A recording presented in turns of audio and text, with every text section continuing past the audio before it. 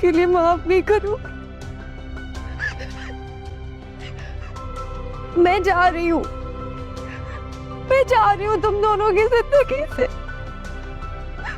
اب تم میری صورت کبھی نہیں دیکھو گے سر.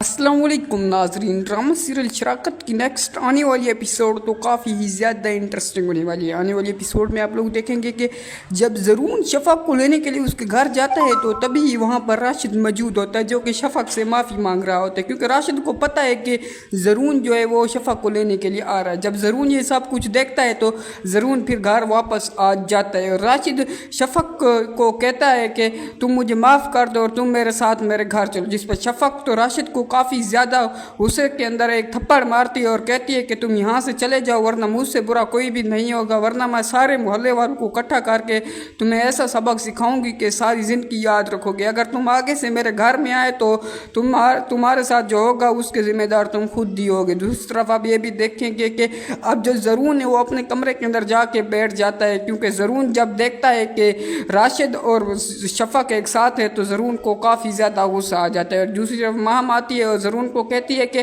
تم تو شفق کو لینے کے لیے اس کے گھر گئے تھے لیکن مجھے لگتا ہے کہ تمہارے ساتھ شفق آئی نہیں ہوگی. جس پر زرون کہتا ہے کہ میں گیا تو تھا شفق کو لینے کے لیے کیونکہ جب میں نے دیکھا کہ وہاں پر راشد موجود ہے جو کہ شفق کے ساتھ اس کے گھر میں تھا تو مجھے وہاں پر کافی زیادہ غصہ آیا اور میں اسی لیے اسے بتائے بغیر وہاں سے چلا آیا ہوں. جس پر مہم کہتی ہے کہ میں تو آپ کو پہلے بھی کہتی تھی کہ جو شفق ہے وہ کبھی بھی راشد کو نہیں چھوڑ سکتی ہے لیکن آپ نے میری بات نہیں مانی. اب آپ نے اپنی آنکھوں سے دیکھ ہی لیا ہوگا کہ شفق ابھی تک بھی راشد کے ساتھ مل رہی ہے.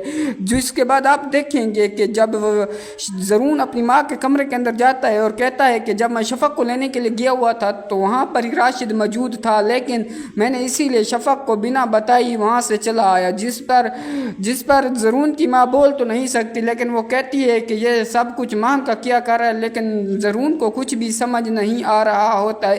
جس کے بعد جو زارا ہے وہ زرون سے کہتی ہے کہ بھائی میں آپ کو پہلے بھی کہہ رہی تھی کہ یہ سب کچھ جو ہے مام کر رہی ہے, اس نے میرے بچے کو بھی اسی نے ہی نقصان پہنچایا لیکن آپ ہی ہیں کہ مانتے ہی نہیں ہیں. جس پر زرون کہتا ہے کہ آپ کے پاس کیا ثبوت ہے کہ جو سب کچھ ہو رہا ہے وہ مام ہی کر رہی ہے.